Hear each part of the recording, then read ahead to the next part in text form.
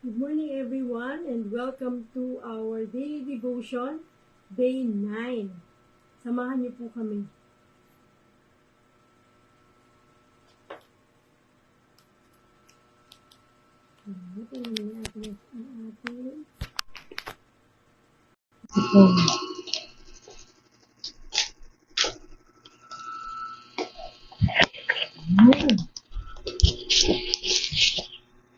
Ating patutunguhan.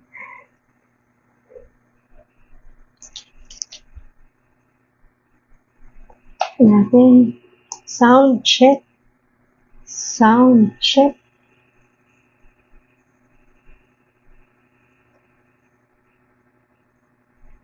Sound check tayo.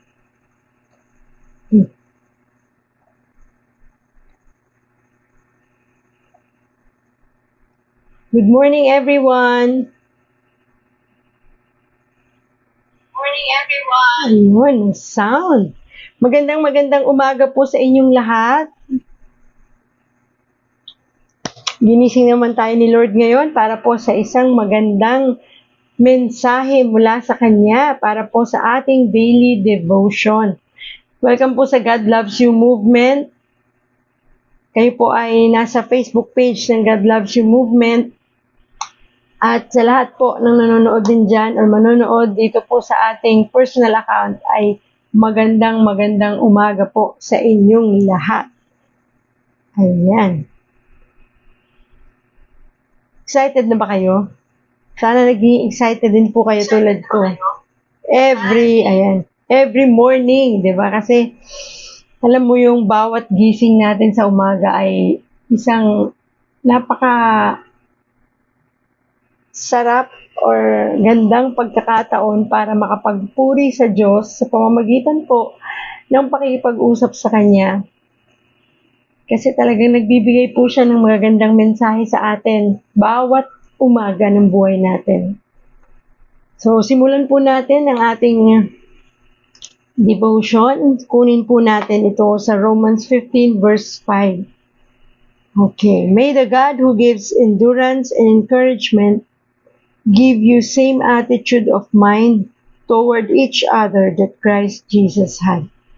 Sa Tagalog po, ipagkaloob nawa ng Diyos na siyang nagbibigay sa atin ng katatagan at lakas ng loob na kayo'y mamuhay ng may pagkakaisa ayon kay Kristo Jesus.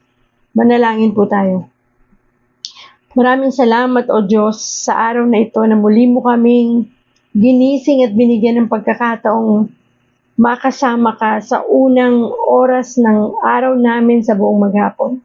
Samahan mo po kami, Panginoon, sa aming pagninilay sa iyong mensahe ngayong araw na to.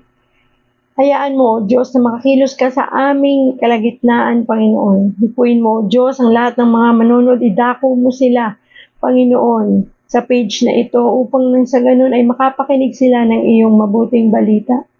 Itago mo ako sa iyong likuran, Panginoon. Ikaw ang mangusap. Ikaw ang maging bida, Lord God. Ikaw, O Diyos, ang maramdaman nila. Ikaw, O Diyos, ang makita nila. Sapagkat, Panginoon, ang lahat ng ito ay ikaw ang may gawa. Maraming salamat sa iyong pag-ibig, Lord. Thank you po sa pag-iingat. Salamat, Lord, sa isang bagong umaga, sa isang magandang umagang bigay mo sa aming lahat. Salamat sa kalakasan. Salamat, Panginoon, sa kagalingan na patuloy niyo pinagkakaloob sa akin. Samahan mo po kami, Panginoon. Ingatan mo pong bawat isa. At hinihiling po namin ang lahat ng ito sa pamagitan ng iyong pangalan. In Jesus' name we pray. Amen! Ayan, ako. Smile naman. Yan. So maganda po na simulan natin palagi ang ating umaga ng isang magandang ngiti. Kahit ano pa man ang ating pinagdaraanan, ingiti natin yan at pasalamatan ng Diyos sa isa na namang napakagandang umaga. Ang ganda po talaga ng umaga. Dito po sa aming lugar ay walang ulan ngayon. At sana po ay wag na talagang umulan, no? Hanggat maaari, panalangin natin, wala na lang bagyo, Lord, para naman, lalo na yung mga lugar na nasa lanta. Ingatan mo sila, Panginoon. At please comfort them. Salamat talaga kasi Ang ganda, mukhang lalabas ang haring araw. Kaya mamaya after po ng devotion, magpapaaraw tayo. Kailangan po natin yan. Ayan, naku, ang ganda-ganda na naman po ng mensahe ng Diyos para sa atin ngayong araw sa Romans 15 verse 5. Ulitin po natin, may the God who gives endurance and encouragement give you same attitude of mind toward each other that Christ Jesus had. Sa Tagalog, ipagkaloob nawa ng Diyos na siyang nagbibigay sa atin ng katatagan at lakas ng loob na kayo'y mamuhay ng may pagkakaisa ayon kay Kristo Jesus. Meron po bang pagkakataon sa ating mga buhay na nadi-discourage tayo kesa sa nai-encourage? Di ba talagang dumarating tayo sa mga ganong pagkakataon na parang minsan nga pagising pa lang, no, parang instead na ma-encourage tayo, nadi-discourage agad tayo para magkaroon ng isang magandang umaga, no? Lalo pa pag parang hindi umayon yung umaga natin sa atin. At sigurado hanggang sa pagtatrabaho natin, nararamdaman din natin yung mga panahong nadi-discourage tayo na parang ayaw na nating magpatuloy, no? Nakakatamad na. Maging dito sa pagde-devotion, dumarating tayo sa puntong nadi-discourage tayo kasi parang, Lord, araw-araw naman ako nagdadasal, araw-araw naman ako nagde-devotion, pero bakit naman parang mas lamang yung hindi magandang nangyayari kaysa sa magandang nangyayari. Diba? So, yun yung mga minsang pagkakataon ng buhay natin na nangyayari. Do ayaw natin yun, pero dumarating at aminin natin yan. Kasi minsan kailangan natin yun para mas lalo tayong sumiksik sa Diyos, diba? At hindi natin talaga maiiwasan yan. Kahit na gusto mong iwasan, dumarating yung pagkakataon na nadi-discourage tayo. Minsan, maraming factors yan kung bakit tayo nadi-discourage. Lalo na kapag dumaraan tayo sa mga, alam mo yon, yung mga hindi natin mawari ng mga pagsubok, mga bagyo sa buhay natin, mga negative experiences na minsan nangyari, kahit kahapon pa nangyari yan or kahit yung nangyari yan sa past mo, minsan bumabalik yan eh. At dahil gawa yan ng kaaway na talagang ibinabalik tayo dun sa mga negative nating mga nangyari, mga past experiences na hindi magaganda. Kaya itong ating verse for today ay nire-remind tayo. Kasi sigurado ako merong makakapakinig nito or makakapanood nito or makakasama natin ngayong umaga na nandun siya sa stage na nadi-discourage siya sa buhay. Yung bang parang ayawan na, Lord, parang ayoko nang magpatuloy. Hindi na ako basta tinatamad, kundi gusto ko nang mag-give up. So ito pong mensahe na ito sa Romans 15:5 ay gusto tayong i-remind ng Lord na siya yung ng tatlong bagay. Gusto po nating isa-isahin ito. Nire-remind tayo ng Diyos sa tatlong bagay na binibigay niya sa atin sa mga naniniwala sa Kanya. Na una, binibigyan tayo ng Diyos or God gives endurance. Sinabing endurance, ito yung ability natin to withstand hardship, yung makatayo tayo ng may buong tapang at tibay at pagtitiis sa kahit anong ating pinagdaraanan. Kasi, or kahit ano pa mang ating mga discouragement sa buhay. Kasi sa totoo lang, hindi naman to natin kaya ng tayo lang. Kaya nga binibigyan tayo ng Diyos ng endurance para kayanin natin to. Kasi alam na natin na sa sarili nating kakayahan, hindi natin kakayanin to eh. Di ba? Nasubukan na natin at I'm sure nakaka-relate kayo sa akin. Dahil marami ng pagkakataon sa buhay natin na sinubukan natin kayanin on our own. Sinubukan natin na aliwin ang ating sarili or encourage ang ating sarili sa pamamagitan ng paghingi ng motivation from other people, pagbabasa ng ibang mga libro para lamang ma-motivate tayo, pero parang hindi sapat, no? Pero ang good news, ang Diyos ay nagbigay ng reminder sa atin na kaya niya tayo ay binibigyan niya ng endurance. or kakayahan na mapagtagumpayan yung anumang ating mga pinagdaraanan kung bakit tayo nadi-discourage. When we begin to grow tired of doing good things or living our life for God, it is often because we are living with the wrong motivation. Kasi dumarating din tayo sa punto, sa totoo lang, hindi lang naman tayo nadi-discourage dahil sa mga negative things na nangyayari. Nadi-discourage din tayo minsan kapag kahit gumagawa tayo ng mabuti, di ba?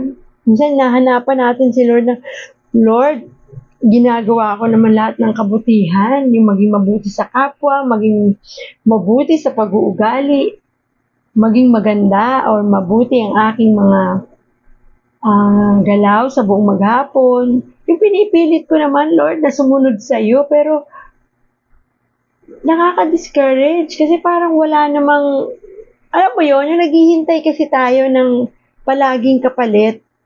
Kaya nga sabi dito, baka mali yung motivation natin. Yung gusto natin, kapalit palagi ng kabutihang ginagawa natin is blessing, di ba? Na minsan naiinip na tayo dun sa blessing ni Lord. Kaya nadi-discourage tayo. Kahit sa paggawa ng mabuti, parang ayoko na nga. Kaya minsan susubok tayong muling gumawa ng hindi tama. Kasi wala naman hindi naman nangyayari yung promise ni Lord eh. So wag pong ganun. Kasi hindi po talaga natin makukuha yan sa maling motibo. Check our heart. Ano ba talaga natin to ginagawa? Dahil ba sa ginagawa natin to? Dahil mahal natin ang Diyos? Dahil ito yung inuutos niya at gusto ng Diyos na maging katulad niya tayo? Sabi nga, maging Christ-like tayo? Or dahil lang sa gusto nating mabless, kaya natin to ginagawa? So, check our heart. Sabi dito, true motivation comes from living for God, not ourselves. Yung hindi ito para sa benepisyo natin. Ginagawa natin maging mabuting Kristiyano, maging mabuting tao, lalo na sa kapwa natin, hindi para sa ating sarili, kung hindi para sa Diyos. Makasunod sa kanyang kalooban. Kasi ang Diyos ay tapat. Ang Diyos ay siya yung dapat nating pinangingiti sa lahat ng ating ginagawa. Diba? Kasi minsan, gusto natin yung tayo yung makikinabang dito. Tayo yung, kaya ako ito ginagawa, Lord, kasi alam ko pag ginawa ko ito, mabibless ako. Alam ko kapag ginawa ko ito, matutupad na yung mga prayers ko sa'yo. So let's check, diba, yung motives natin. Kailangan yung matatawag nating true motivation that comes from living for God. Yung namumuhay tayo kasi, Lord, thank you, ni-redeem mo ako, kaya ganun.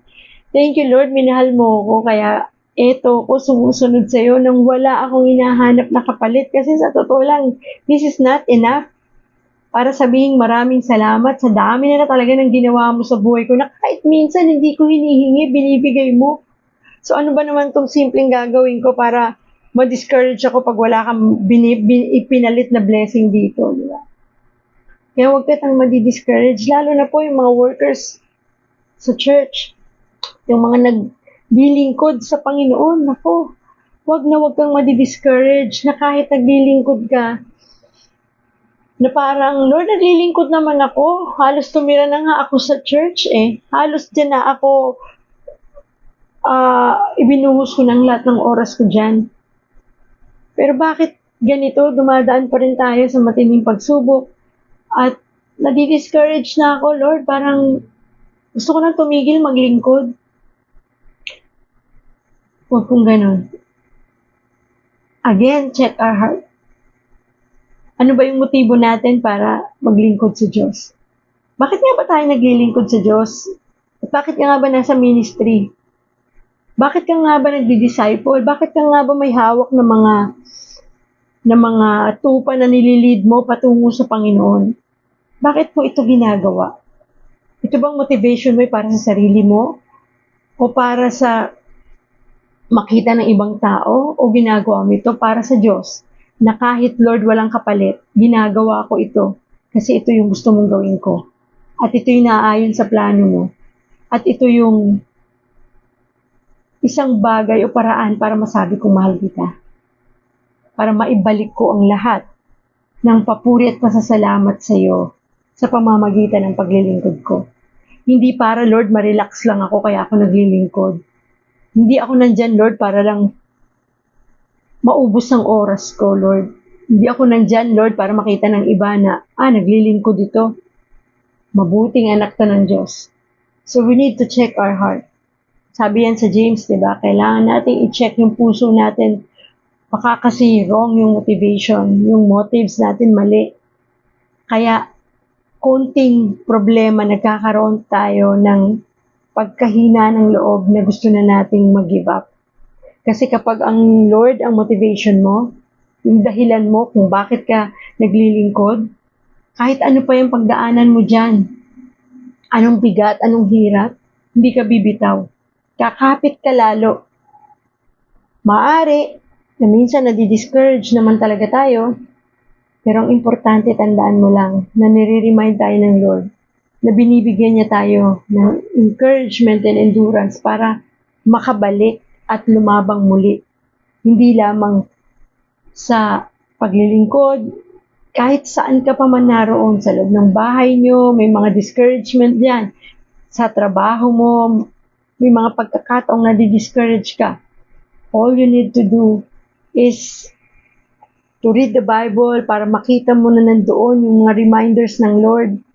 Isa na doon yung Romans 15:5 na pinag-uusapan natin that God reminded us that He gives encouragement and endurance para paglabanan natin ang lahat ng ito. Para hindi tayo manghina.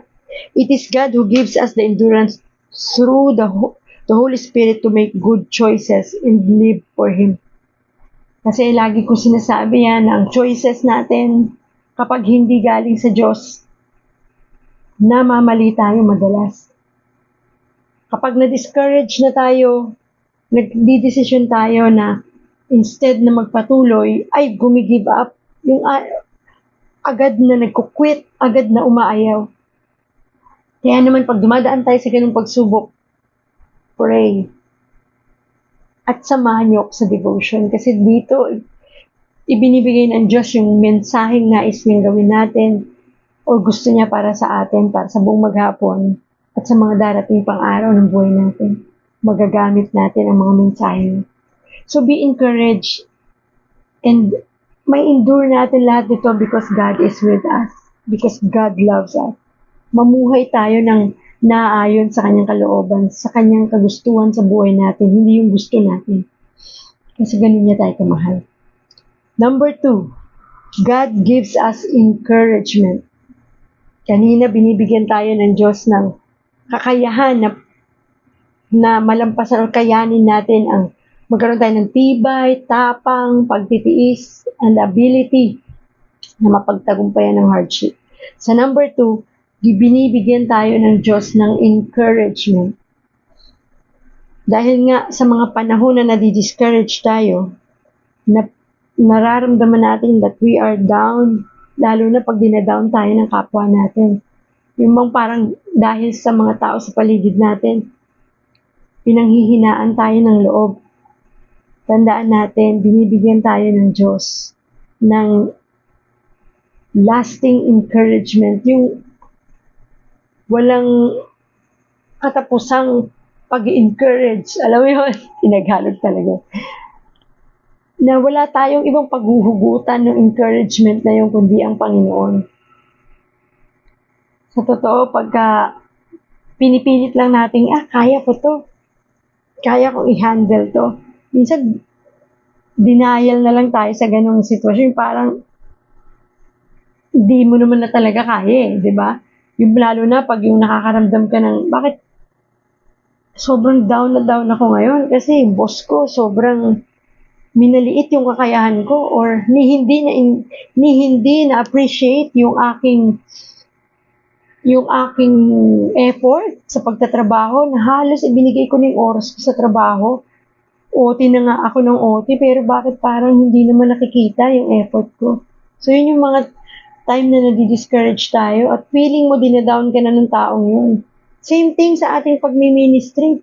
nararanasan natin yan. Yung parang gusto kasi natin, lahat ng ginagawa natin ay ina-acknowledge or ina-appreciate ng tao sa paligid natin, ng mga leaders natin, ng pastors. Sa totoo lang, huwag mong hintayin yun. Isang encouragement na gusto nang iparating ng Diyos sa atin ngayon, kahit hindi nakikita ng ibang tao yung ginagawa mo, kahit hindi na-appreciate niya ng maraming tao, kahit sino, magulang mo, kaibigan mo, kapatid mo, nanay, tatay mo, yung boss mo, and even yung leaders mo sa church, dahil ikaw ay isang worker sa church, lahat yan, kahit hindi nila na-appreciate yung effort mo, huwag kang mag-alala. Kasi merong Diyos na nakakakita ng lahat ng iyong ginagawa dito sa lupa. Na kahit sa tingin mo hindi ako na-appreciate ng maraming tao sa paligid ko, merong Diyos na nakaka-appreciate niyan. At merong Diyos na nakakakita ng puso mo, ng isip mo, at tuwang-tuwa siya sa mga magandang bagay na ginagawa mo. Kaya naman tandaan mo, nandyan si Lord to encourage you. Na pagka nakakaramdam ka ng nadadown ka, yung parang, Lord, ayoko na, parang, hirap na ako. Hindi na ako masaya kasi nadi-discourage na ako, gusto ko na mag-give up. Well, pray ka lang, call upon the Lord. Tawagin mo siya at sabihin mo, Lord, para ma-encourage ka, Lord, thank you. Kasi alam ko, kahit hindi ako na-appreciate nitong mga tao sa paligid ko, kahit hindi nila nakikita yung mga magagandang ginagawa ko, okay lang. Kasi importante, ikaw ang nakakakita nito at ikaw ang napapangiti ko. Kasi nakakalungkot man pong isipin, no? Ito katotohanan to. Real talk tayo. Kasi nangyari yan sa akin. Mas nakatuon tayo doon sa ma-please natin ang tao kaysa ma-please ang Diyos. Yung parang masyado tayong conscious kung ito bang ginawa ko na please ko yung boss ko? Ito bang ginawa ko na please ko parents ko? Ito bang ginawa ko na please ko yung leader ko sa church? Ito bang ginawa ko na please ko tong kaibigan ko or kapwa ko? Or mga tao sa paligid ko? Or yung mga taong nanonood sa social media? Doon sa aking mga videos na inilalabas, na please ko ba sila? Marami bang nag-like? Marami bang nag-share? Marami bang, alam mo yung halos, hindi ka na natulog ka titingin kung ikaw ay na-please, o kung ikaw ay naka-please ng tao, kung marami bang nanood nito. Minsan kasi, doon tayo nakatuon, kaya nadi-discourage tayo. Kasi we cannot please everybody. Sa totoo lang, kahit nasaan ka pa mang lugar, kahit sa social media, sa mga pinupost mo, hindi na please yung tao dun sa pinost mo or sa videos na nirelease mo. Nangyayari yan. Kaya maraming tao na di-discourage, hindi na nagpapatuloy. Lalo na kung ikaw ay nagpo-post ng videos about the Lord, nag-share ka ng good news, it's okay kung sa tingin mo parang wala namang nanonood, yung parang wala namang nagla-like, wala nag-share, it's okay. Kasi alam mo sa puso mo na hindi mo to ginagawa para sa tao sa paligid mo, kundi ginagawa mo to para sa Diyos na nagmamahal sa'yo. Sa mga tao sa paligid mo, kung di ka na-appreciate, it's okay. Ang importante, napangiti ko ang Diyos sa mga ginawa ko o ginagawa ko sa buhay ko ngayong araw na to at sa mga susunod pang araw. Kaya sigurado ako kapag alam mo kung kanino mo inaala yung ginagawa mo at yung nag-i-encourage sa'yo, alam mo kung sino, magpapatuloy ka eh. Yung lalaban ka, yung sige lang, Lord. Kasi alam ko, ang encourager ko ay ikaw. Yung encouragement ko galing sa'yo. Ikaw, O Diyos, ang piniplease ko, hindi yung tao sa paligid ko. Na kahit hindi sila masaya sa ginagawa ko dahil sa tingin nila mali ako palagi. Pero alam ko, Lord, sa puso't isip ko, ikaw ang napangiti ko. Ikaw yung nagsabing, good job, anak. Well done. So masaya ako doon, Lord. Pagpapatuloy ako. Yun yung dapat iniisip natin. Kasi, ang saya, di ba? Ang saya na ang Diyos ang napapangiti mo sa mga ginagawa mo. Yung bang, hindi ka ganun ka, yung Minsan kasi nagiging trying hard na, yung parang, sorry sa word kasi kaya tayo minsan nasasabihan, masyado namang mapapel to, masyado. Kasi gusto nating ma-please yung tao instead of God. Kaya lahat gagawin mo, kaya parang minsan mukha ka ng, sorry sa word, mukha kang sip-sip na sa boss mo kasi gagawin ko to lahat para ma-appreciate niya ako pa. No, don't need to do that. Kasi kapag ang Diyos ang na-please mo, kapag ang Diyos ang napangiti mo sa lahat ng ginagawa mo, magugulat ka isang araw. Yung boss mo, pinopromote ka. Di ba? Parang pinopromote ako pero parang ayaw naman niya sa akin. Kasi si Lord ang nakakita ng ginagawa mo, so siya ang nagsabi dun sa boss mo na i-promote ka. Di ba? And even sa ministry nyo, sa paglilingkod mo sa church, nagulat ka, aba, ginawa akong isang leader, nitong aking leader na parang hindi naman masaya sa akin. Kasi sino ang nangusap sa kanya? Hindi ikaw, hindi yung ginagawa mo, kung hindi ang Panginoon. Kasi ang Panginoon, may mga bagay siyang ginagawa na hindi natin alam. Sabi nga, your ways are not my ways. Your thoughts are not my thoughts. Huwag mo akong pangunahan, anak. Alam ko ang ginagawa ko. At alam ko, kilala kita. Nakikita ko ang effort mo. At hindi yan masasayang. Your labors are not in vain. Diba? Walang masasayang sa iyong pinagtatrabahuan. And lalo na, kung nagtatrabaho, taglilingkod ka sa akin, hindi ko yan nalilimutan. Kitang-kita ko yan. Kasi mahal kita. Dahil anak kita. Napakabuti ng Diyos, di ba? Sabi dito, He reminds us that we are loved. Isa yan sa mag-i-encourage sa'yo para magpatuloy ka sa buhay mo. Sa kung ano man ang ginagawa mo sa buhay mo, di ba? Kasi mahal ka ng Diyos. Meron taong magdi-discourage sa'yo, ang encouragement mo, okay lang. At least meron akong Diyos na nagmamahal sa akin. At itong Diyos na nagmamahal sa akin kailanman ay hindi maging dahilan ng discouragement ko. At siya ang aking lakas. At siya ang aking tapang para pagtagumpayan ko to. Nire-remind din tayo ng Diyos that we are being transformed. Wala ka lang dapat na dahilan para ma-discourage. Kasi bakit? Hello, dati nga akong ganito eh. Ito nga dating buhay ko, ngayon transformed na ako because of God. Madi-discourage pa ba ako ng mga simpleng pangyayaring to sa buhay? Hindi na. Kasi alam ko kung nakanino ako. Kasi yung Diyos na may hawak sa buhay ko ngayon na nag-transform nito, ay makapangyarihan sa lahat. Walang hindi kayang gawin para sa akin. Madi-discourage ako? Pansamantala lang yan, pero alam ko. Babangon ako dahil alam ko may Diyos na tutulong sa akin at gagabay at magbibigay ng tapang at lakas para pagtagumpayan ko to. Napakabuti ng Diyos. Napakabuti ng Diyos.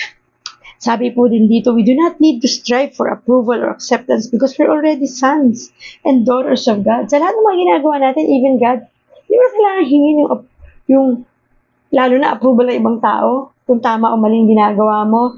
Kasi pagka ganun ka palagi na parang iniisip mo, tama kaya yung ginawa ko?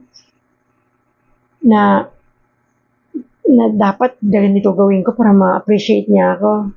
Huwag ka na mag-strive ng ganun kasi ilapit mo na lang sa Lord na Lord, ano man yung ginawa ko ngayong araw na to, I hope ito ay naayon sa iyong kalooban. Nawa ay nakasunod ako. Hindi man nila yung nakita ng mga tao sa paligid ko, hindi man ko sila napangiti at na-appreciate, hindi man nila yung na-appreciate. Basta Lord, pray ko na inano mo to, yung naging naayon to sa iyong kalooban para naman sa ganun, Panginoon. Ikaw ang na-please ko. Yung salamat, Lord. Pray lang natin lahat ng ginagawa natin. Approval from God, not from people. Yung minsan pwedeng hindi naman natin ngayon ang approval ng Lord kasi kapag alam mo at naayon sa Biblia at sa salita ng Diyos ang iyong mga ginagawa, alam mo sa sarili mo, sa puso mo at isip mo, dahil anak ka ng Diyos, nakasunod ka sa kanyang pagmamahal at sa kanyang mga inuutos. Nagugulat ka, no? Binibless ka, yung pabor ng Diyos nasa puso, nasa buhay mo, yung grace niya. Wow, Lord, di ko man ito hiningi. Pero pinagkaloob mo. Kasi nakita ng Diyos yung laman ng puso mo. Tanging Diyos lang nakakita nito eh. Walang ibang makakakita ng laman niya kundi ang Diyos yung laman nito Tanging Diyos lang nakakita niyan. So, kaya wala kang maitatago sa Panginoon eh. Kaya kung tama yung laman ng puso at isip mo at yan ang magiging galaw mo. Kaya hindi mo na kailangan ng approval ng Lord kasi nakaayon ka sa kanyang kalooban. Check ka na kagad sa Lord. Yung check. Very good. Good job. Well done. My faithful servant. Dito pa lang sa lupa, well done ka na ni Lord. Wow. Maraming salamat, Panginoon. Di ba? Kaya po naman, magpakalunod tayo sa salita ng Diyos. Ilagay natin lagi ang ating sarili sa pag-aaral ng kanyang salita. Simulan natin yan sa umaga, pagising pa lang, mag-devotion tayo, sabayan niyo ako. Nang sa ganun yung ginagawa natin, alam mo na naayon sa kalooban ng Diyos ito. Kaya naman Lord, maraming salamat, binabayan mo ako. Nasa kabila ng napakaraming discouragement sa buhay ko ay patuloy akong na-encourage kasi I know who is my God. I know that my God loves me. That I know my God transformed my life. Na ang Diyos ang nagbago nito. Yung dating buhay na magulo, dating buhay na wasak, dating buhay na sira, yung dating buhay na parang wala ng direksyon, binigyan mo ng buhay, binigyan mo ng direksyon. Ano pa ba? Ang dahilan para ma-discourage. So, napakabuti ng Diyos, no? Nire-remind niya tayo sa mga ganung magagandang bagay sa buhay natin. Huwag na nating isipin yung mga pangit na nangyari sa nakaraan. Isipin natin kung sino ka ngayon at ano ka ngayon. Paano ka transform ng Diyos sa isang bagong pagkatao, isang bagong ikaw. Diba? Kaya, be encouraged. God gives encouragement always because God loves us. Number 3, we pray for God to give us unity of mind toward each other. This means that we consider others how Jesus would consider them. Instead of seeing their flaws or mistakes, we see them as people loved and cared for by God. We should work towards unity with each other rather than division. Sabi nga, di ba? Kanina pinag-uusapan natin kung paano tayo dinidiscourage ng iba. So tingnan din natin yung ating sarili na dapat magkaroon tayo ng unity in mind with other people. Na kung ano yung meron ka, yun dapat yung maipasa mo sa kanila. Huwag na nating tingnan din yung kahinaan nila. Kung halimbawang dahil sa kanila nadi-discourage ka, huwag mong hahayaan na masira din yung iyong pagtingin sa kanila. Kasi huwag natin silang i-judge, di ba? Na ito ang mga nagdi-discourage sa akin dahil sa kanila. Hindi na. Wala namang perfectong tao sa mundo eh. Ikaw hindi ka rin naman perfect eh. Di ba? Hindi mo alam kung bakit sila nagiging discouragement sa'yo. Baka meron din naman silang mabigat talagang pinagdaraanan. O baka hindi ikaw yung dahilan kung bakit ganun sila. Sa puso nila, sa isip nila, meron silang dahilan din na sa'yo lang minsan na ipaparamdam pero sa totoo lang, hindi yun para sa'yo. Meron silang kinikimkim sa sarili nilang puso at isip na dahilan nila kung bakit sila hindi marunong mag-appreciate ng iba, bakit din sila hindi masaya, na akala mo hindi sila masaya sa ginagawa mo, yung pala, hindi sila masaya sa buhay na meron sila. Kasi meron din silang pinagdaraanan. Kaya tayong mga anak ng Diyos, na meron tayong pagmamahal ng Diyos, matuto tayo ring umunawa sa iba. Maging, minsan kahit hindi mo naman ito sinasabi, pero ipadadama mo, na sa pakikitungo sa kanila ay nauunawaan mo sila. Huwag mo silang pakitaan ng hindi maganda. Kapag sa tingin mo sila yung, naku, itong mga taong ito, hindi naman ako na-appreciate. Sila ang dahilan kung ba't ako na-discourage. Huwag mong palitan yon ng negative na pakikitungo. Pakisamahan mo pa rin sila ng maayos. Ipadama mo pa rin sa kanila kung sino yung Diyos na nasa puso mo. Kung sino yung Diyos na lagi mong sinasabing tumutulong at nagmamahal sa iyo. Huwag mong, sabi nga, di ba? Ito yung kasabihan, pag may ginawa sa hindi maganda, batuhin mo ng tinapay, di ba? Imbis ng bato. Di ba? Ibig sabihin lang, huwag mong gantihan. So, ipadama mo sa kanila yung pag-ibig ng Diyos. Kasi nga kapag nasa iyo ang Panginoon, wala kang dahilan para gumawa ng mali sa kapwa mo. Kasi hindi mo sila mai-encourage din kung paano ka ini-encourage ng Diyos. Kung hindi mo sila pakikisamahan o pakikitunguhan ng tama, ng naaayon sa kalooban ng Diyos. Diba? Kasi palagi tayong nandoon sa ano tawag dito, sa sitwasyon na ang Diyos ang namumuhay sa buhay natin. Na ang Diyos ang siyang nagkokontrol sa buhay natin, hindi ang tao sa paligid natin. Kasi ganun tayo kamahal ng Diyos. Kaya ganun din natin ipadama yung pagmamahal sa ibang tao. Hindi madali. Sa totoo lang talaga. Andito pa tayo sa lupa. Yung mga pagkakataon talagang makakagawa tayo na hindi tama. Pero ang pinakamaganda doon, nasa iyo ang Panginoon, nasa iyo ang Holy Spirit. Kaya mong bumalik at kaya mong muling ayusin kung ano yung maling nagawa mo. Diba? Kasi moment by moment, ang Diyos nandiyan sa puso natin. So, palagi niya tayong nire-remind, ang Holy Spirit, lagi tayong nire-remind, oops, medyo mali na yan. Kaya, magagawa natin yung tama para sa ating kapwa. Padama natin, pagmamahal natin sa kanila. Sa mga simpleng bagay na ginagawa natin. Yung simpleng pagtulong sa kanila, simpleng pag-offer ng oras mo na baka kailangan nilang tulong, parang meron silang ginagawa, meron silang parang hindi na kayang gawin. Simpleng bagay na pakita mo sa kanila na tinutulungan mo sila sa maliit na paraang kaya mo, ay nakakapag-uplift na yun sa kanila at nararamdaman nilang bait ng taong ito. Kahit minsan sinusungitan ko, pero ganito pa rin siya sa akin. Alam mo, hindi man nila yung sinasabi, pero nakikita nila yan. Ang maganda doon, ang nakikita nila hindi ikaw. Nakikita nila si Lord sa'yo. Wow! Pag nakita nila si Lord sa'yo, isang araw magugulat ka. Kahit anong sabihin mo sa kanya, makikinig yan. At yun na yung pagkakataon may share mo si Lord sa kanya. Yun na yung pagkakataon na mapapakilala mong Panginoon kasi makikinig ako dito kasi iba to eh. Ibang klaseng tao to. Nakikita ko ang Diyos sa kanya. Kasi minsan gusto natin i-share si Lord sa ibang tao. Paano mo i-share si Lord sa ibang tao? Hindi naman nila nakikita si Lord sa'yo. Huwag natin sabihin kasi judgmental siya. No. Wala pa siya sa Panginoon eh. Judgmental talaga yan. Pero pag nasa Panginoon na yan, hindi na yung judgmental. Kaya tandaan mo na ikaw na nasa Panginoon, dapat ikaw yung mag-iingat sa kilos at galaw at sa mga sinasabi mo. Nang sa ganun, wala ka pang sinasabi, kumikilos ka pa lang na ayon sa kalooban ng Diyos, nabibless na pala yung tao sa paligid mo, nagugulat sila. Hindi mo alam itong taong ito, naging mabuting tao rin pala dahil mabuti ka sa kanya. Diba? Yung mga maliliit na bagay na ganun, hindi mo napapansin yun, pero malaking bagay pala sa kanila yung kabutihan ginagawa mo. At tandaan mo, yung unity na yan, only God can help us na magkaroon tayo ng unity in mind. Kasi sabi sa John 10:10, the thief comes only to steal and kill and destroy. But sabi ni Lord, I came that they may have life and have it abundantly. Diba? Ang kaaway si Satanas, wala siyang gagawin kung hindi guluhin tayo, sirain tayo, i-destroy, i-divide. Pero ang Panginoon ay dumating sa buhay natin para tayo ay bigyan ng buhay ng may kasaganaan at may buhay na walang hanggan.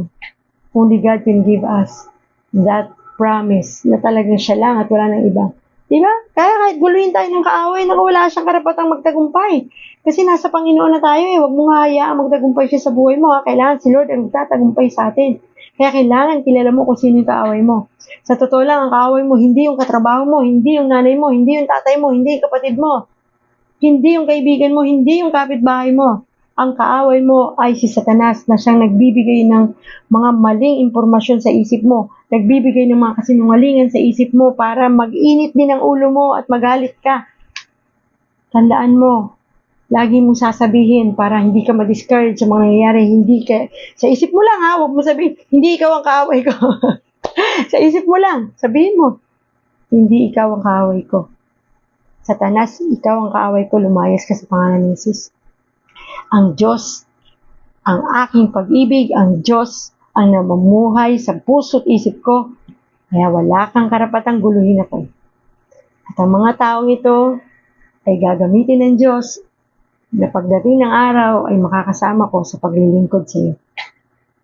Dahil mahal kaming lahat ng Diyos. Alam mo, narinig ni Satanas yan, ako, magtatatakbo yun. Daig pa niya ang parang sinilihan ng na talagang takbo. Yung parang yung bulatin nilagyan ng asin. Nanginginig-ginig pa siya, talagang gano'n. Huwag kang matatakot dyan kay Satanas. Wala siyang kapangyarihan sa atin. At dahil panghawakan natin ang pangako ng Diyos na hindi niya tayo, sabi nga, If we are, if nasa Panginoon tayo, wala tayong kaaway, di ba? God is with us, who will be against us? Wala. Nasa Panginoon tayo eh. Punong-puno tayo ng pagmamahal ng Diyos. Kaya kapit sa Lord ng buong tapang at buong pagmamahal. Okay, naku, may mga messages tayo dito. Maraming salamat sa panonood. Ma'am Grace Jane Vargas, sabi niya, Amen. Sabi po ni Ma'am Rosario Valderrama, correct? Amen and relate much. Naku, maraming salamat po at nakaka-relate po kayo sa mensahe natin ngayong umaga. Tunay na buhay ang Diyos at ramdam natin ang presensya niya ngayong umaga. Napakaganda po ng umagang kasama natin ang Diyos kasi alam mo yung sarap ng pakiramdam na you are saved, you are loved, you are cared by God, na parang wala ka nang hindi kayang gawin sa buong maghapon mo na Lord, kaya ko to kasi kasama kita. Ano man ang humarang sa aking pagsubok ngayon, pagtatagumpayan ko to Lord. Hindi ako madi-discourage because you are my encouragement. Ikaw lang at wala nang iba. Ang aking tapang, ang aking tibay at ang aking lakas para pagtagumpayan ng lahat ng to. Di ba? Sarap, no? Pag ganun ka magsalita, tumataas pati balikat mo eh. Kasi alam mo yun, maging masaya ka, proud ka na ang kakampi mo ay ang Diyos na dakila, ang Diyos na buhay, ang Diyos na lahat kayang gawin. Di ba? Umasa na tayo, di ba? Parang ganito lang yan. Nakita ko rin sa post eh. Naniwala ka nga at nagtiwala sa piloto nung sumakay ka sa eroplano eh. Nadadalhin ka niya sa destinasyon mo. Tao lang yun, nagtiwala ka.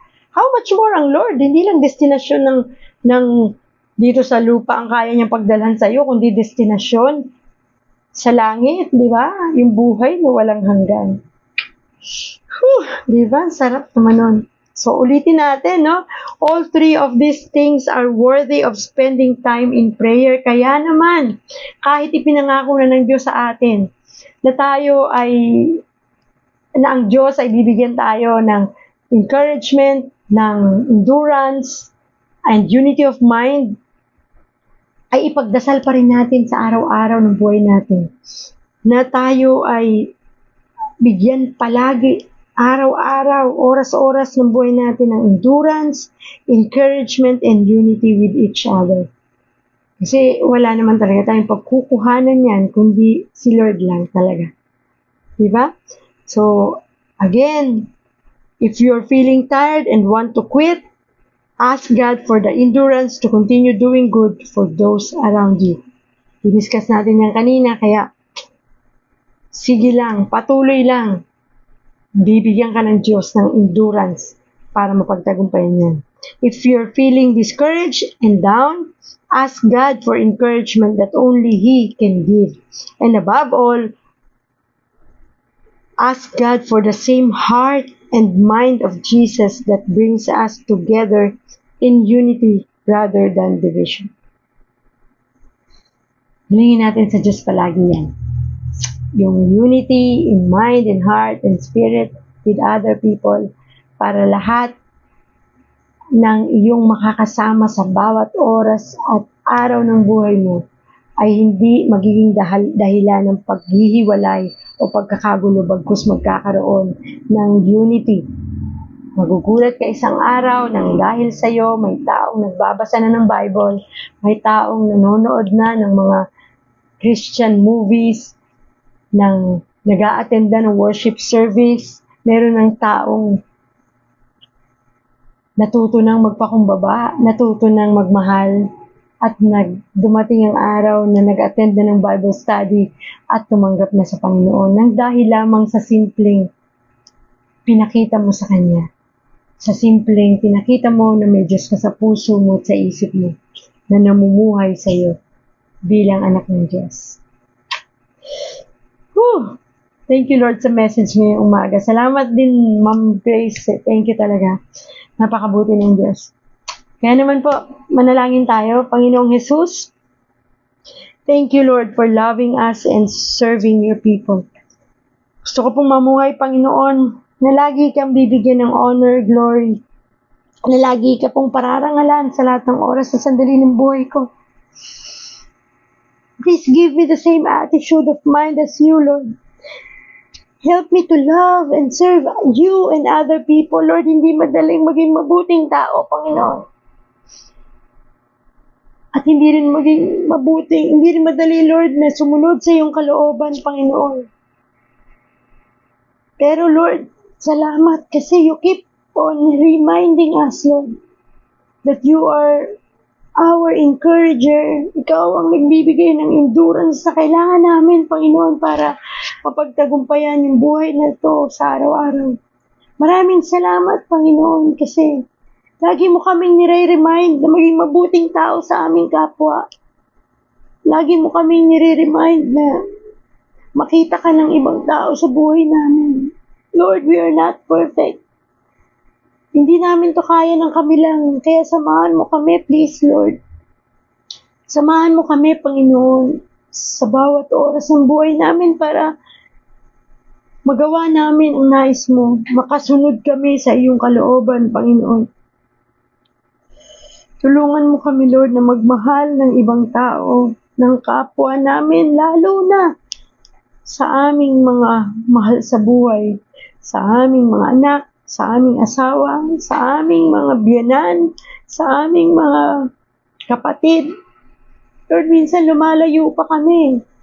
Magmahal ng ibang tao, pero yung tao sa mismong loob ng bahay namin, minsan di namin nagagawang magmahal. Di namin maipakita si Kristo sa buhay namin, sa aming mga anak, sa aming pamilya. Patawarin mo kami, Panginoon, sa kahinahang meron kami. Nawa, O Diyos, ikaw ang maging lakas namin palagi. Tulungan mo kami, Panginoon. Patawarin mo kami sa mga nagagawa namin kasalanan pa rin, Lord. Maliit o malaki. Kasalanan nakikita o hindi. Kasalanan na sinasadya o hindi. Ay patawarin mo kami, Lord.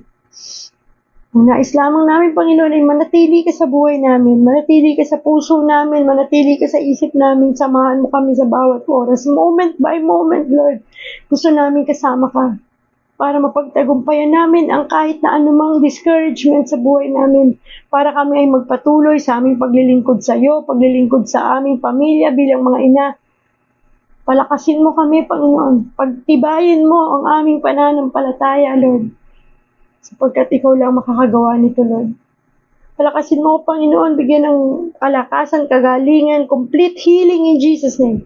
Ganon din lahat ng mga nanonood ngayon, Panginoon, may karamdaman man silang physical, karamdaman sa emotion, sa mental, anumang kaguluhan ng isip na meron, Panginoon, mga difficulties in life, problems, trials, anumang klase ito, Panginoon, I believe and I pray, Father God, na may magagawa ka sa buhay nila.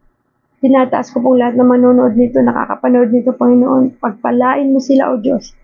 Pagpalain mo ang gawa ng kanilang mga kamay, Panginoon. I-provide mo lahat ng kanilang mga pangangailangan, pinansyal. Ikaw ang Diyos na kailanman ay hindi nagtangi. Ikaw ang Diyos na kailanman ay hindi nagpabaya. Thank you, Father God, for your love. Thank you for your mercy. Thank you for your goodness. Protect us, Father God. We bring all the glory and praises in Jesus' name we pray. Amen. Amen.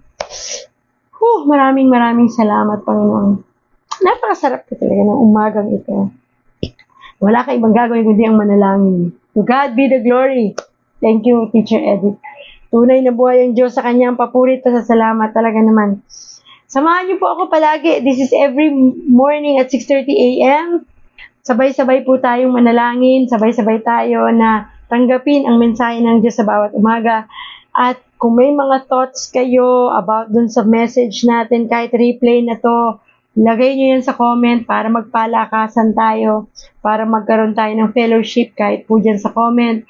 At sumali po kayo sa ating pong God Loves You Facebook group para dumating yung time, in God's time, ay magkaroon na tayo ng Bible study po online. Ayan. Para makatulong tayo dun sa mga tao na hindi pa nakakilala sa Panginoon, ay mailapit natin sila sa Diyos. Yun lang naman po ang nais ng God Loves You movement. Ang maipahatid sa maraming tao at maipakilala si Kristo sa kanila sa pamamagitan ng social media.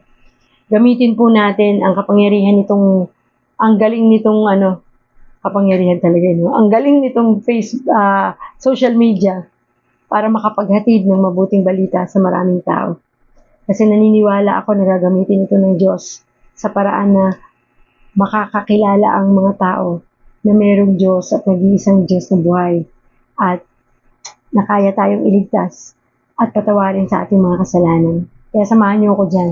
Share niyo po ang live na to. Share niyo rin po ang mga post natin sa God Loves You Movement at yung God Loves You Movement po ay i-follow ninyo para ma-notify po namin kayo sa mga susunod pa nating mga activities. Anniversary celebration po natin this coming Saturday, 7 p.m. Konting sharing din po yun about sa mga nagdaang activities ng God Loves You Movement. And of course, yun po mga plano nating plano ng Diyos para po sa God Loves You Movement.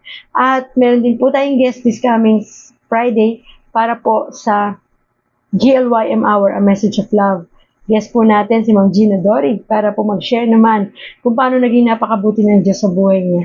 Sa kabila ng mga pinagdaanan niyang karamdaman at ngayon, ginagamit siya ng Diyos bilang ministry para maghatid ng mabuting balita. Ang ganda po nun. Nako, promise, manood kayo. 7 p.m. po yan, Friday. GLYM Hour, A Message of Love. Okay, yun lang po. At kung kayo po ay pinatouch ng Lord na mag-share ng inyong blessing through God Loves You Movement na plano po ng Diyos na magkaroon ng gift giving this December, sana po ay maging kabahagi namin kayo. Pwede kayong magbahagi sa anumang paraang gusto ninyo, in kind or in cash, para po makapagbigay tayo ng regalo sa mga bata, makapagpasaya tayo ng mga bata this coming December para po sa ating gift giving. Yan, ginagawa na po natin yan mga nagdaang taon sa God Loves You Movement, kaya medyo natigil last year. Kaya na maibabalik po natin yan this year sa tulong at awa ng Diyos at sa tulong po ninyo. Sama nyo kami sa panalangin para po magawa natin ito at makasunod tayo sa kalooban ng Diyos. Maraming salamat pong muli at see you again tomorrow at 6:30 a.m. Lagi mong tatandaan, God loves you. Mahal na mahal ka ng Diyos. Ano pa man ang nangyayari sa buhay mo, mahal ka ng Diyos. So yun lang po, maraming salamat and God bless you again tomorrow for our daily devotion, 6:30 a.m. Bye-bye! God bless everyone!